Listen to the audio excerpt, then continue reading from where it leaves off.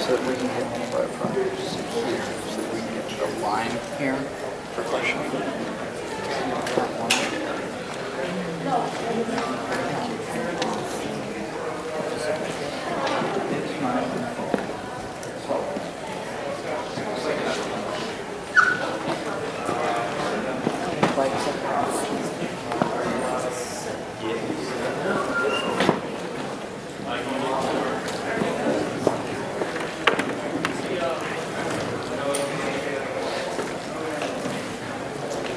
Good noon, ladies and gentlemen.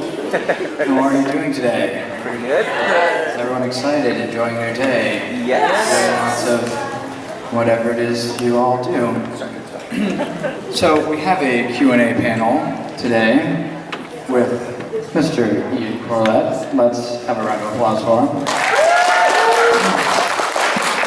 The way this is going to work is Anthony here is going to be sitting in this chair, and if you have questions for him, we're just going to ask that you politely line up right here as you think of your question. That way we make sure that everyone gets to ask the questions pertinent to them, and it'll all be fun. Does that sound good? How fun? Like Quantify it. way fun? All right, ladies and gentlemen, without further ado, please put your hands together and feel welcome, Mr. Ian Corlett.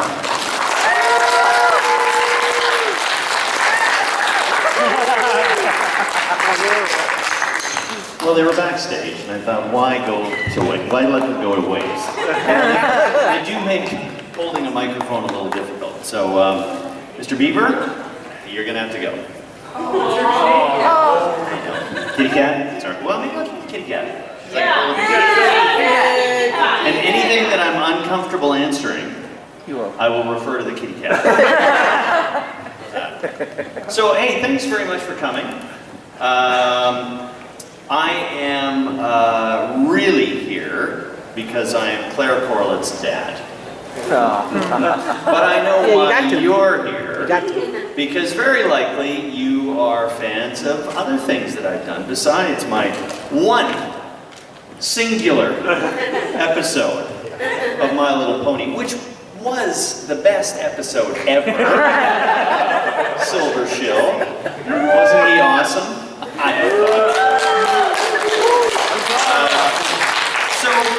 I have no particular format. This is a question and answer period.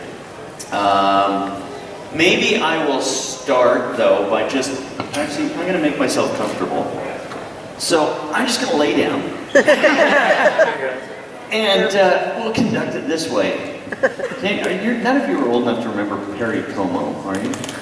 Oh, he was so relaxed. I always pictured him singing, lying on a divan. So I'm going to do this for a few minutes. Wow, this is great. You good to fall asleep? This is fantastic. Take a nap, hurry. I wish I had a beaver to go along with this kitty cat. Oh, I'm so sorry. It really is comfortable. So I'm going to start by saying, let's talk about me. I was born in a log cabin in the wilds of the suburbs of Vancouver, in a town called Burnaby. And if anyone, this is going to be a test. I can't do this. This is going to be a test. If you're a super fan, you will know that town name of Burnaby from an animated series that I created and produced called Being Ian. But being that you're American, I would guess mostly, you probably haven't even seen it. Oh! Ding, ding, ding, ding, ding, ding, ding. Yeah, so Being Ian was a series that was on our version of like Nickelodeon in Canada. We did lots of episodes. It was really popular. People in England have seen it. It got sold into Australia, other places like that. And it was basically the story of me growing up in Burnaby. And we didn't change any names or anything. Well, I did change the names of my brothers and my parents because you just do that when you make shows just in case you get sued, even from your family. Because being the youngest of three boys, I had a lot of baggage. And there was a whole lot of of torture in my house, and it sort of went, you know, oldest brother, middle brother, Ian. And then I would look at the cat, and you go, okay, you're getting it. But I never abused any cats, I just want you to know that. So that cartoon series chronicled sort of a fictional version of my life, which was, I did have two older brothers. I worked in the family piano store business, and it was a weird sort of work-family relationship that we had, because we kind of worked all together and lived in the same house and sold pianos, which was odd in itself. And someone at YTV said, sure, let's make a cartoon series about that. So that's kind of my ancient history. I got into the business through commercials, radio commercials specifically, because in the early 80s, Vancouver was actually quite a hotbed for producing funny radio commercials, and there was a group of people who were very intensely involved in it. There was about 3 production companies. We would do commercials for all over America, Hawaii, Texas, New York, and it was a big industry. So I sort of got into the voice world through commercials, and I billed myself and pitched myself as a character actor. So I was really young at the time. You know, I was 20 something. And all the guys who were doing it, there was like 6 people who did all the work. And I thought, I could do that. So I knocked on all the studio's doors, gave them really bad demo tapes. I should have brought a demo tape. Wouldn't have that been fun? Because we're moving right now, and I just went through this whole box, and I found a demo tape from 1984 that I didn't listen to, but I know it by heart. I know exactly what's on it. You guys would have loved it, because you'd all sit there and go, I could do that. Because it wasn't that good. Like, you know, your first, okay, sorry, kitty cat, you gotta go. So much for not abusing cats. I lied, I really do abuse cats. As long as they're just hand puppy cats. So that's how I got started, and I was the character voice guy. I would do a lot of accents and silly things. And there was no animation industry in Vancouver at that time. None. Zero. The only thing of any note that had come out of Vancouver in animation at that time was a short film, which you might know. It was called Bambi versus Godzilla. And it was a classic that they used to play before movies, you know, back in the old days when they didn't play so many trailers, like they just play some weird animated thing. And it was a real cult following. It was very, very simple. There's one joke in it, and it's a good one. It's Bambi, you know, in this ethereal field, you know, chewing grass and being very, very soft and cuddly. And suddenly this giant foot comes down, or did he get eaten? Anyway, Bambi got crushed. He got stomped, yeah. And that's it. Like, that's pretty much it. Like, that's the thing. And that was made by Marv Newland, who actually ended up creating the character designs for my cartoon. Big, full circle story here. And that was really cool. Anyways, that was the only kind of animation that was coming out of Vancouver. Fast forward, I've been in the commercial business for a few years, and sort of became the go-to guy if you need, you know, weird, funny voices. Get that guy. So I did, and then slowly voiceover work started coming into the city. And I think the first stuff was D.I.C. Productions out of LA. They came in with, I think it might have been Barbie and the Rockers, or something like that. And the work started to trickle in, and the talent base started to get educated. They went, oh, how do we do cartoons? Because everyone was kind of learning at the same time. I had kind of a leg up because I was already doing character voices for cartoon or for commercials, so I understood how to act, and I understood how to behave in a studio, believe it or not. And so I kind of knew what was going on, but this new idea of creating cartoons and voices for cartoons was quite new. I had always wanted to do it because, back to this cartoon series that I was talking about, being Ian, one of the things that I did as a kid, I was a filmmaker. And I made, so my daughter's kind of following in my footsteps, and she's doing a great job.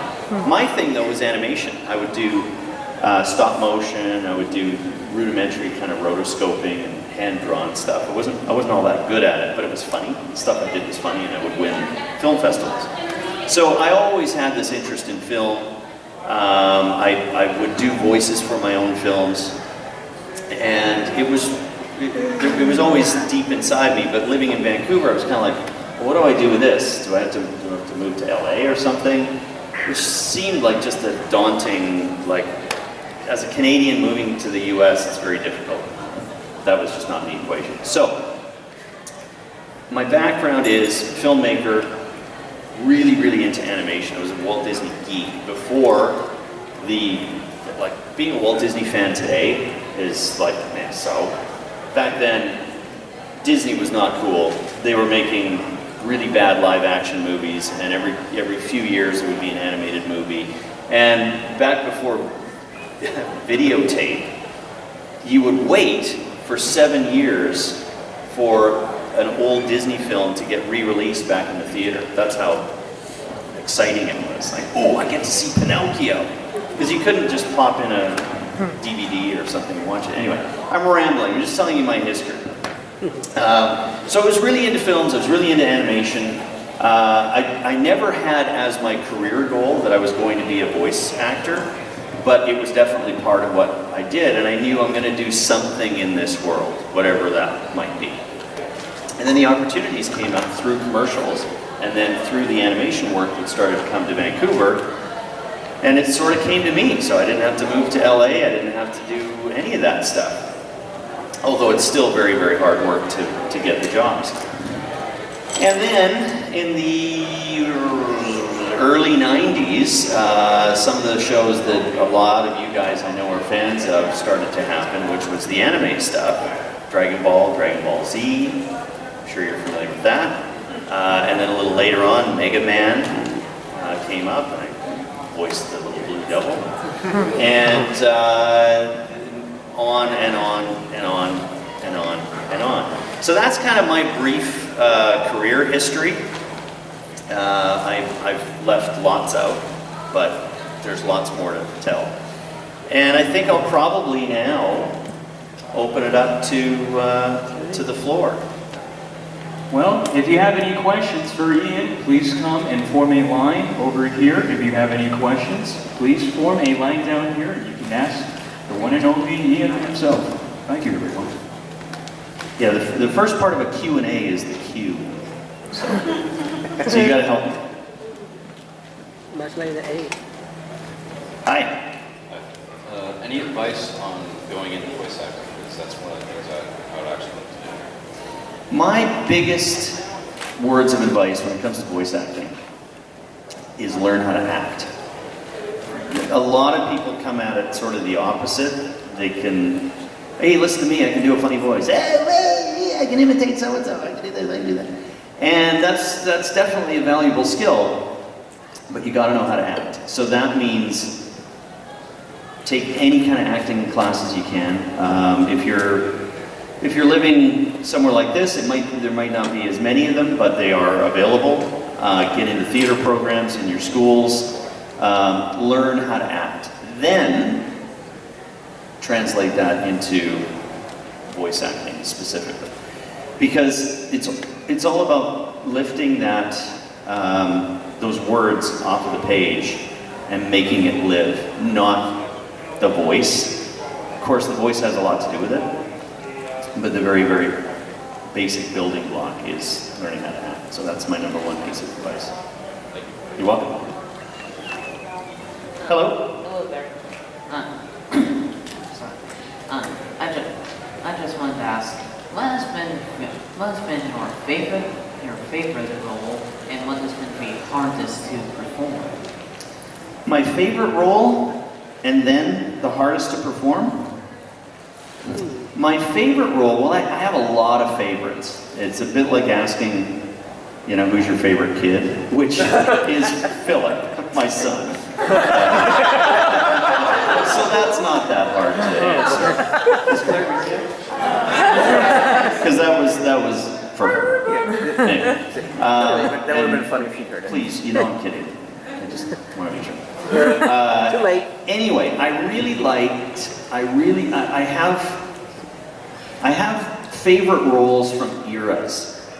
One of my favorites was Coconuts in Sonic the Hedgehog. I just liked that character because it was a character that I always did fooling around. He kind of sounds like this. Oh, Dr. Robotnik, don't put me on sanitation patrol. It's that kind of voice. So it's a really fun voice to play around with. So that's one of my favorites. And another favorite is something that I don't think you've seen yet because I'm not sure if it's out yet. It's on a really odd, fringy show called Dr. Dimension Pants. You heard of it? Anyone heard of it? No. I don't think it's running in the States yet. I heard about it. It's funny. I mean, if you can find, I don't know if the clips are online yet, but I do this character called the Cranium. And this guy's got a giant head, and he's a really bad, evil villain. And he just sounds like this! And it's really fun because he's nuts. So those are two of my favorites. I should answer in a crowd full of fans, oh, Goku was my favorite voice ever. Seconded by, well, maybe Mega Man, you know, like I should do that. But they weren't my favorites. And to answer the second part of your question, Goku might have been one of the more difficult ones for me, mostly because there was so much flippin'. That's my G-rated term. Screaming. Like, you know the show, Dragon Ball, right? And, you know, at a certain point, you can't pay me enough. Like, it's just like, it hurts. And then I gotta work the next day, and you walk in like, you know, let's say I'm gonna do some voice like Coconuts, and you walk in and you've been screaming the day before, and you walk in and you go, Dr. Robotnik. No. So then you're fired, and that's no fun. So there's my long answer to your very short question. Okay. You're welcome. Thank you. You kind of just answered my question. Oh, I can make up another answer. That's fine. I can change it. I was going to ask how much of that was all straight filler, but you just answered. But at any point, was any of your work with Goku ever reused to just cut time? Oh, I kept asking, but seriously, like the story of, I'll tell you the story. I mentioned it to one of the other guys here in a conversation yesterday. The story of Dragon Ball is interesting because at the time that Funimation, for you real fans, you'll know that production company name, came to Vancouver, these two guys came up from Texas in their starched white shirts and rolled up sleeves and ties, and they looked like IBM guys, right? And there's one fella comes up and goes, yeah, we got this cartoon property and we want to change it into English. We're not real familiar with how to do that. And we understand you folks know how to do that sort of thing. And we said, yeah, sure, we can do that. Because I had a production company at that time. And one of the things that we did is we worked with other producers to reversion animated stuff into English. So you get this kind of hacked English, it's like English-esque script from whatever show it is. In this case, it's Dragon Ball Z or Dragon Ball. And some poor little Japanese guy has sat down there and gone, he says something like this. And it's terrible. You read it, you go, that doesn't make any sense. It doesn't make any sense at all. So our job was to take that sort of direct translation from Japanese to English and make it sound like sentences, like that we could understand. So we would reversion that, and then another part of the company would cast the actors, and then I would be involved in the directing and the massaging and stuff. So as it turned out, I ended up getting the lead role, which it's not like I cast myself. I just want to let you know. But we were deeply involved in the production, and it was very small. And at that point, no one had seen anime in North America, particularly. There was a few things hanging around, and frankly, I just went, I don't know, what is this? Wow, that's weird. What are they doing there? How long is this thing? Where's the beginning, the middle, and the end? What? There's no end. So we were like, I'm being completely honest with you guys. I had no idea it was going to be the kind of hit it was, because I didn't understand it. We would get these little things in chunks and go, there's no end. Isn't there supposed to be an end of an episode?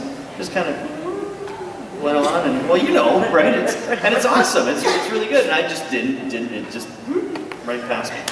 So I don't know why I started telling that whole story, but I thought it was interesting. And that's what I know about Dragon Ball. And yes, oh, I know. I did want them to reuse my screams. That's what it was. And I said, that scream sounds exactly like the last flippin' scream. No, well, we better get it again because, might be a second though or something. Well, just stretch it. Anyway, they didn't listen to me. So I quit. You have 3 wishes. How would you spend them? And I can't wish for more wishes. No. Okay. Normal genie rolls. Okay, all right, fine.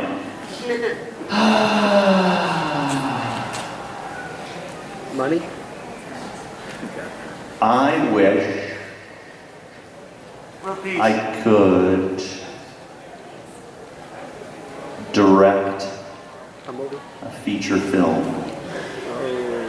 without any studio notes. There's one wish. I wish I didn't have to work. Not that I don't love working. And connected to that, sort of connected to wish 2, is I wish that I didn't have to work and could just pick the work I want to do. That's 2. And then 3, I would like to have an underground layer full of classic and current supercars, one for every day of the month. How's that? Are we talking 28, 30, or 31? 31, please. I want the maximum. Do you have any kind of a podcast or radio show, that thing that you're doing currently? I don't. I keep thinking about it. Some of my cohorts do. James Arnold Taylor, which you may know from Clone Wars, and he plays Johnny Test as well. He does. And I've been guests on those sorts of things, but I haven't. You know, it's funny. I just haven't plugged into that. I should. It's a good thought. It would be awesome if you do one with Peter New. With Peter New? I love the way you guys played off each other at BronyCon. Yeah, I know. Peter and I, yeah. That's pretty much the way it is in session, too.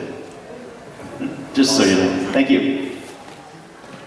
This is not really related to animation, but I'm going to be a father soon. I was wondering if you had any advice for like a new dad. Yes, I got tons of advice from you dads. Where do you live? Do you live here? Oh yeah, I live in Tampa. 16. Okay. Crossing that 30 minutes. I would say I was really, really lucky. This sort of connects to one of the stories I told earlier, but when I was in that production company, we were writing and everything, my wife and I were pregnant with our first child, and I decided to stop doing that production company stuff and just go back into voice, period. And one of the main reasons I did that is because I wanted to be around, and I'm in a really, really, really fortunate position. I know that, because my job is kind of super flexible. So I'm around I mean, my neighbors think I'm unemployed, you know. Why is he always at home? Because I record a lot of stuff at home. When you have to go to a session, it's 4 hours, and you go back. And so I know that's really, really unusual, but I would highly recommend spending as much time as you can, especially when your kids are little, because you'll blink and they don't want anything to do with you anymore. And it's kind of mutual, frankly. Kind of had enough of them by 15 or 16. The more time you spend with your kids, it will pay off. And I think that's my number one. There's lots of really specific things. And help your wife as much as you can, which is kind of connected to being around. That's my global advice. And when they're a little older, if you can still find a copy of it, buy a book called E is for Ethics, which I wrote. It's on Amazon and Kindle and all. Kindle. Where's Kimball? That's an organ. That's not an organ sound. That was an organ that played sort of a trumpet. Yeah. Maybe there's a trombone sound on the organ that I just made up. Anyway, it's called E is for Ethics, and there's a second one called E is for Environment, but E is for Ethics is the awesome one. And it's really good when your kids are old enough to talk and pay attention. There's you can find it online. Thank you. You're welcome. Congrats. Good luck. Hi. The question I asked last part, another question. Do you feel that your production company ever honored the original IPs of any Japanese products that came to your company? Do you feel that they honored it well, or do you feel that maybe today translation could be better held? Well, that's a really good question, because we were always at the mercy of that first draft of the translation. And I think we would be a lot more cautious today, mostly because the franchises are bigger and more popular, and the interwebs have just blown that out. And when we started, I was on the internet, but in '94, not a lot of people were. You've got mail. That was about it. You mean I can send a letter through this computer?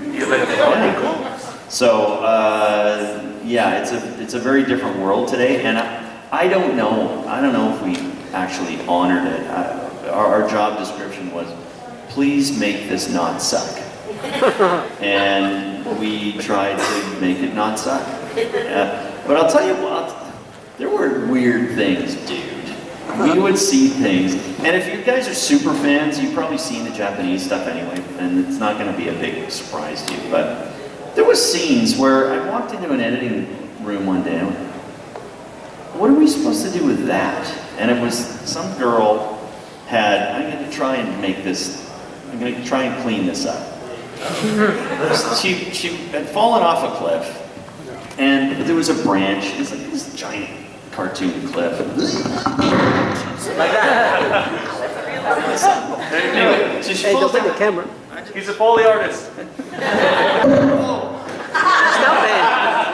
She falls down this cliff and catches a branch. She wasn't making that sound. I just like doing that. And of course, they all wear those little short Japanese girl skirts, right?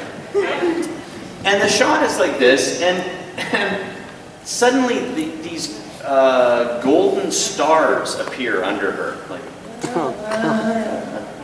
and I'm looking at the editor going, What the heck is that? what is this? Was there some magic I missed? Check the script, And he looks at the script and he goes,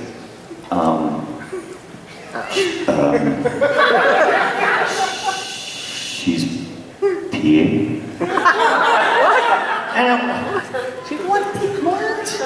Okay, just cut it. So we just cut it. But there was stuff like that in these shows that I scratched my head. Pre-apologies to anyone of Japanese heritage. But what the hell? I didn't get it, and I just went, I don't want to deal with that. It doesn't have anything to do with the story. It's just like some animator just went, oh, this is Oh, no. yeah, kind of weird. But, you know, some people... Next. I see we have a lot of new people who came inside the room, so those of you who came in, if you have any questions for Ian Corlett, please come here and form a line right here with Yes, thank you for that. Yes. Hello. Hi. I'm sorry if I've answered this at another con or something, but what made you want to get into My Little Pony? Like, did you approach them? Did they approach you? Did Claire just sort of declare it to be so and then it happened? Oh, man, I wish it was like that. Oh, I wish it was like this. She'd declare all sorts of things. That kid, she works a lot. And there are times in the year where I'm just going, she's working more than me. I wish it worked like that. It does not work like that. You get, your agent sends you a project. Here's the character. There's a new character in whatever show it is. In this one, in this case, it's My Little Pony. And you read for it. You do your best take. You send it in, and then you get a phone call back saying yes or usually no. And that's, I auditioned for it just like everyone else. And I've auditioned for tons of My Little Pony stuff. Can we look forward to you again in the future? I cannot confirm or deny that. But to be brutally honest, I will deny that right at the moment. Aww. I know, I just want to do another Silver Shield. I want him to be the bad guy. Thank you very much. Thank you. Hello? What was it like, like when did you know your daughter wanted to go into voice acting? And what did you do, how did you help her? How was it being the father of a voice actress, as well as being one yourself? I knew there was trouble right away. We have a son and a daughter, and Philip, her brother, is 2 years older than her. And I knew right away that they were, well, Philip first was a really good reader. And when you're a little kid, one of the main things to get into voiceover is being able to read, and being able to read really well, quickly. So as a result, he would come to me, he would come to studios with me. I'm going to start with Philip, and then we're going to move to Claire. It does involve her. And he would come to studios, and I'd ask him, I said, do you want to do this? You know, because there's commercials and stuff they need a little kid part for. And he went, yeah, sure, I can do that. So stuff would come up, and people that knew me in the industry said, hey, you're kids, why don't you bring them up? So there is a certain amount of nepotism there, and they had a leg up, because it's not like a kid off the street. They know that if it's my child, they're going to understand, you know, what the process is, how you walk in, there's a microphone, read, be prepared, all that stuff. So, this is an actual story. We're sitting at the kitchen table, and my son Philip is getting ready for some home builder subdivision commercial the next day, you know, where he's, Daddy, let's move to that new neighborhood, or something. And so he's going through the lines, and I'm reading the dad lines, and he's reading the kid lines, dad lines, kid lines. He's kind of, you know, he's getting it. He reads really well, but it's the acting. Back to that first question, it was the acting that was a little bit tough.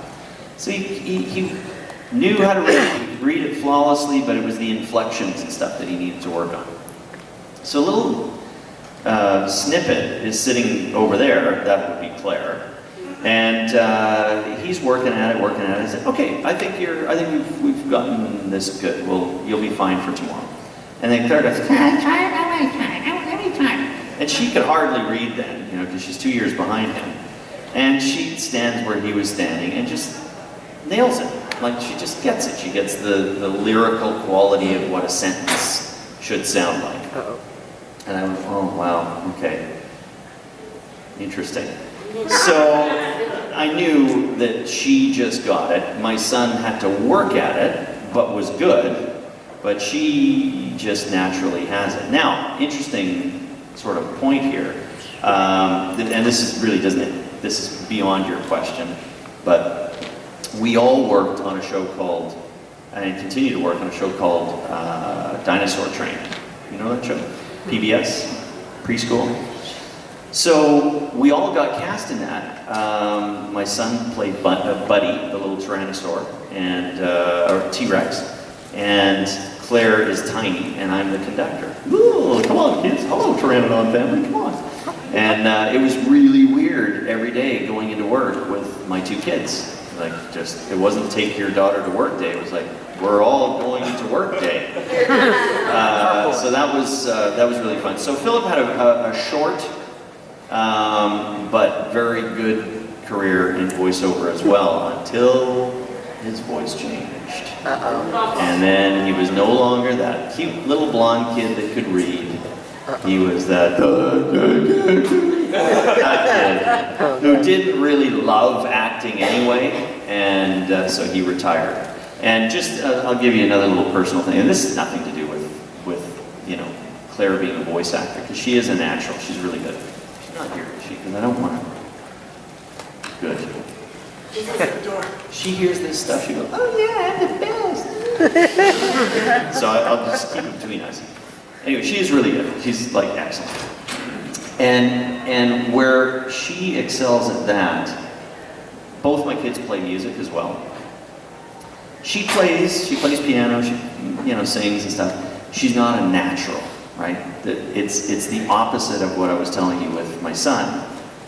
Is he's a natural when it comes to music. Like, he just sits down, he'll go down into our basement music room and play, he'll start by playing drums, then Foo Fighters or something, and then move to guitar, playing Jamiroquai, and then move over to bass, playing Bruno Mars, and he circles, so he plays all these instruments, and it's just like, he just gets it. Whereas Claire has to work at music a little bit. It's like, it doesn't come quite as naturally. So that's what makes the world go around, right? You can't be good at everything.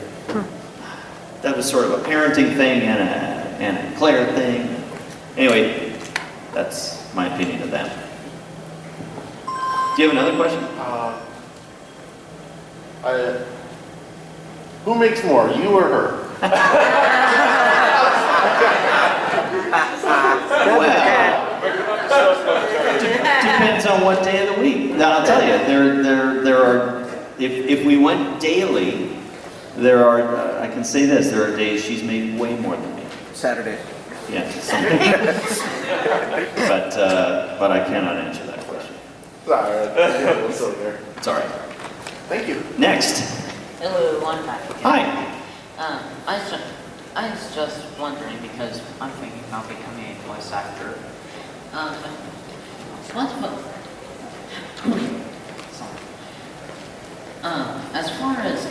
As far as imitating and creating convincing accents,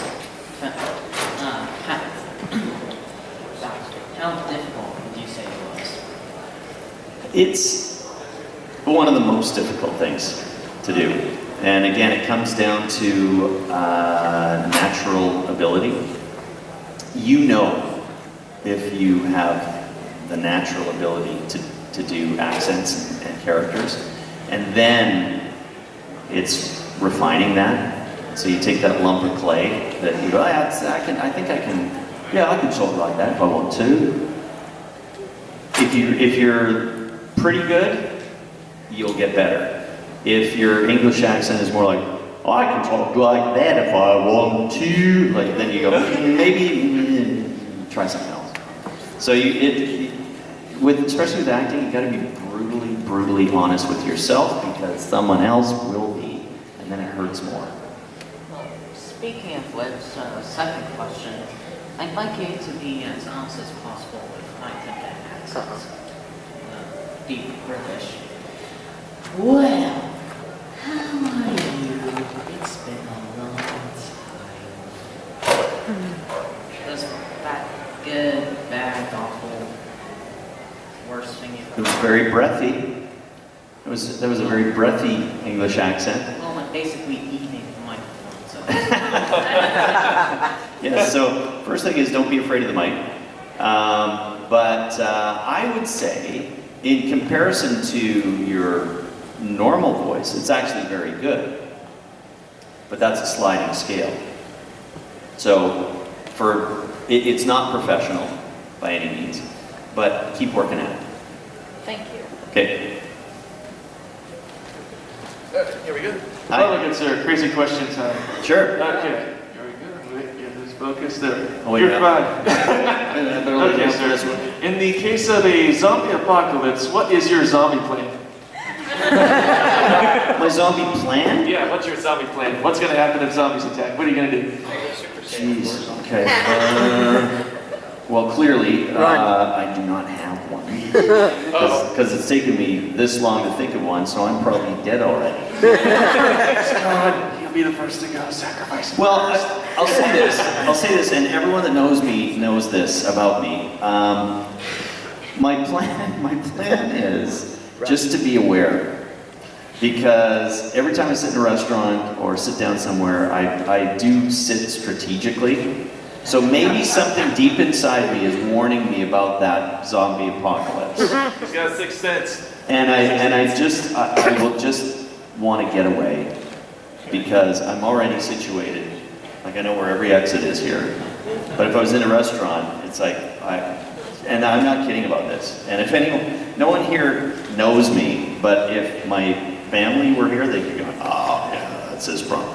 My poor wife, if she sits in the wrong spot, she goes, oh, do I have to move? Yeah, okay, I'll move. So, and it came from being kicked around in high school. Maybe some of you had the same history, but it's self-preservation. So I don't really have a specific plan, but I will be paying attention, and it's really all about escaping. There we go. Perfect. There we go, folks. It's all about being prepared. There we go. Hello again. Hi. Not counting your kids, who has been your favorite person to work with? Your favorite coworker, voice acting wise? Favorite person to work with. Well, I will tell you my favorite director to work with. And her name is Andrea Romano. She lives in LA. I don't work with her often, but I worked with her on Reboot. I worked with her on Littlest Pet Shop, the first one. The first one. I worked with her on Superman, I worked with her on Batman, I worked with her on a bunch of stuff. And she is awesome. Now, when it comes to actors, my favorite people to work with are, I don't like any of them. Because I'm really crusty. Shut up, shut up, shut up. No, I don't. Some people think I do that, but it's just because I'm thinking about something else. I really like working with Andrea Libman because she's subversive. You probably don't. Do you guys know much about Andrea Libman? No. You're gonna tell all her secrets. All the secrets. Her outward personality is bubbly and light. She's got that little girl voice, and it's so cute. But what I love about working with Andrea is I can shoot her one look when something is going on in the studio, and it's just like she just gets it, and it's usually like, oh my God, I can't believe that just happened. And she's got this dark layer under her, super sense of humor. But I really like working with Andrea, and I've worked with her since she was a little kid. I mean, when she did. Do you remember a series called Madeline? Yes. Yeah, it's a great series, lots of singing. And she was just one of the cute little kids that I worked with. I was old then. And so I know these people since they were really little. So she's one of my favorites. And then I have to say, like, when I'm working with the old guard, like Scott McNeil. Oh, yeah. You know Scotty McNeil? I know. I was on the plane with him on the way down here. Oh, yeah. He was going to some other con. Oh, wow. Cowboy Scotty, where are you going? Oh, I got a con. I got to go see this. A lot of fans. They love me, you know. So I love working with Scotty because it's like we're family. We've worked together for so long. And I don't see him very often, but Phil Hayes, we used to do a lot of stuff. He was in Sonic the Hedgehog as well. I love working with funny people. And I like Colin Murdoch. Do you guys know Colin Murdoch? He does some MLP, but lots of other stuff. So there's my favorites. Thank you. Thank you. Hi there. I have 2 questions. I walked in a bit late, so if you already answered them, then I apologize. I'll stop you right there. I answered that. No. Okay. The first one is if you could choose, which character would you most like to be that you've portrayed? Oh, you mean like in the real life, if I could be? Yeah. Oh. Okay, well the funny answer would be Hugh Test on Johnny Test, because I played the dad. And most people don't realize his name is Hugh, so I shouldn't have said Hugh Test. Anyway, Johnny Test's dad, because it's already me. So that's kind of a stupid answer. If I was really thinking,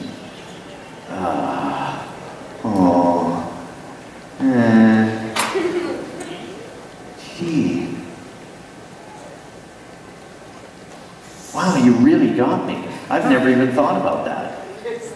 Maybe I should have just left it at Hugh Test. But that's a really boring character. It's like, well, that's you. All you do is yell at your kids. Yeah, well.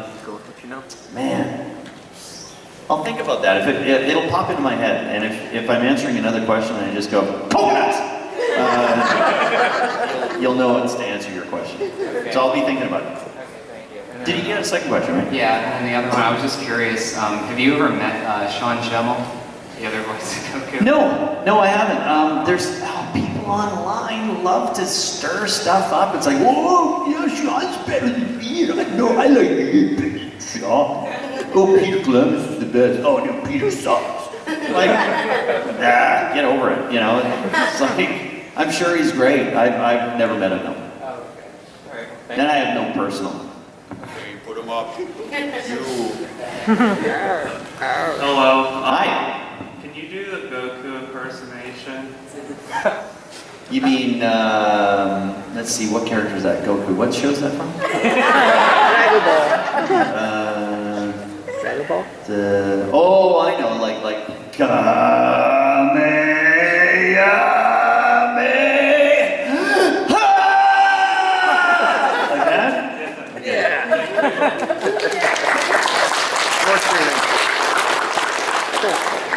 Spirit animal. Sorry, what? You're a spirit animal. And what would you do? Oh, man. Oh, God. I didn't realize this was going to be a test. Tiger. And what? What would you do? I would eat. People? No, I don't know. I really do like tigers. And I like dolphins. Dolphin, I don't know if I want to eat people. Oh, no. Sorry, that wasn't a very good answer. I apologize. Next question? Alright, I have a legitimate question for you. Okay. What do you think of the way the DBZ is going right now with the new series being released soon? I think it could be, I think it's flawed because I'm not doing it. And aside from that, I really don't have a, you know. I don't have your voice in Kakarot! Yeah, no. That brings a tear to my heart. I'm sorry. Vegeta will never get his revenge now. No, not for me anyway. Actually, that was my question. If you were going to be returning for the Dragon Ball Super. No, they have not asked me at all. And I think all that stuff's done in Texas now. Is it for like those returning roles?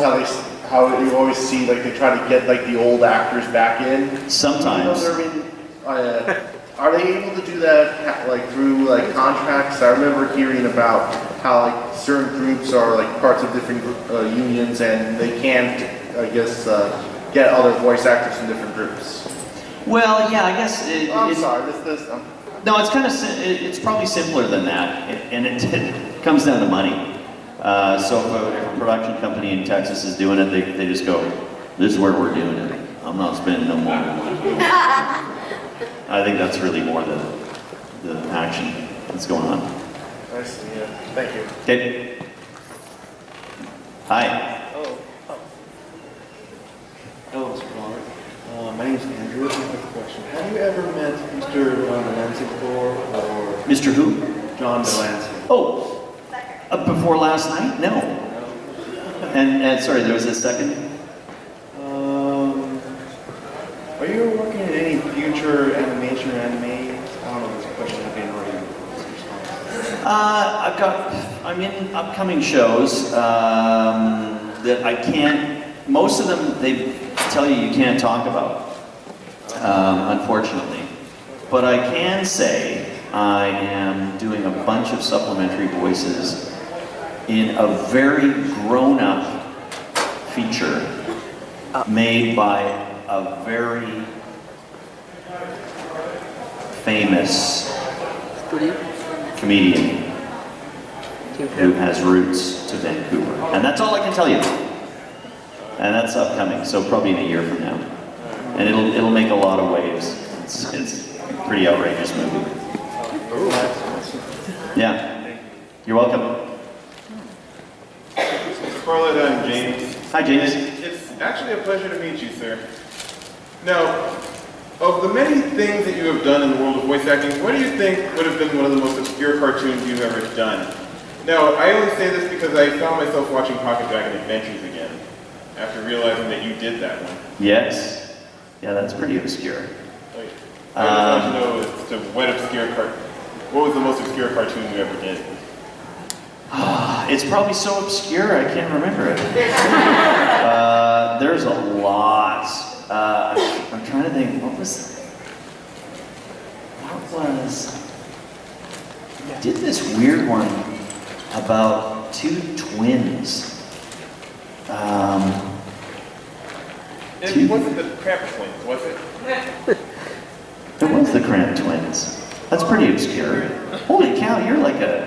Yeah, I remember that show. Okay, so it's not that obscure. Never mind. I thought it was obscure.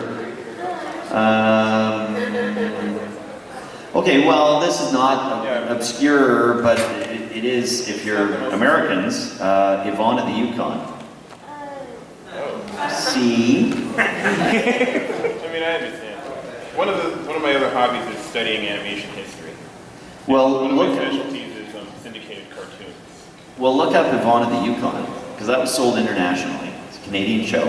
Another one that I co-created, and it was really funny. It was very funny. And I played the sort of the mayor. Oh, geez, what's his name? Harvey something. Anyway, it sounded like this, and I really enjoyed doing him. Yvonne.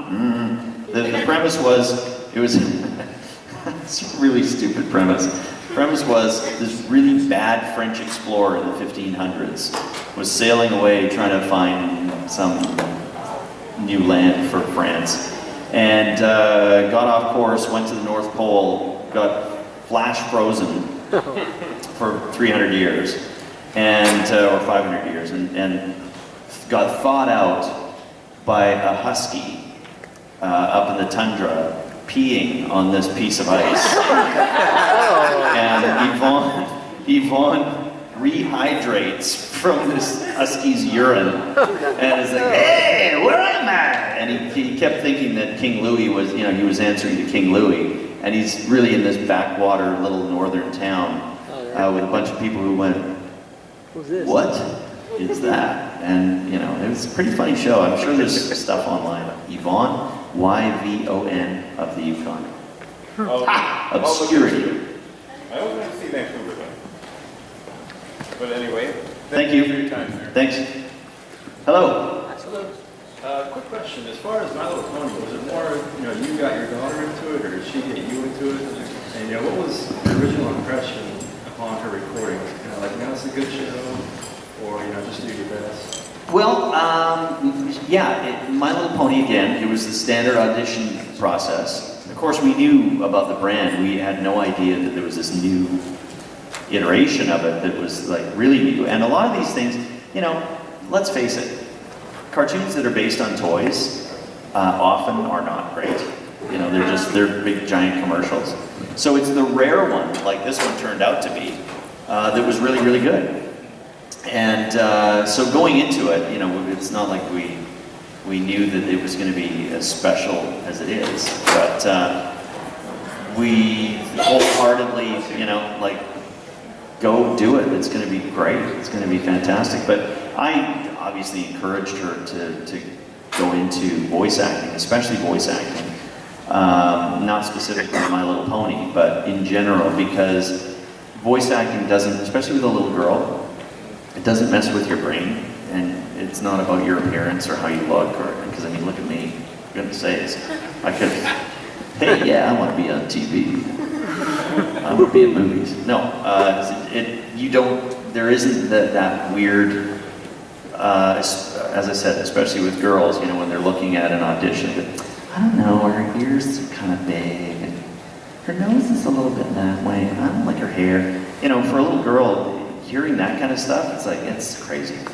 So voice acting is just a safe haven. All you got to worry about is this, and how well you can perform, and it's good. So it's a happy place to be, and we were encouraging it. It looks like we're out of time. Okay, looks like we're out of time. Ian, do you have any last quick word for our nice fans here today? Well, first of all, I'd like to say thanks very much. I'm going to stop being so relaxed. Thanks very much for coming. I hope I answered your questions. Thank you so much for being fans. And both Claire and I will be signing autographs later. I'd love to see you there, and have a great convention. Well, ladies and gentlemen, you heard it. Ian Corlett,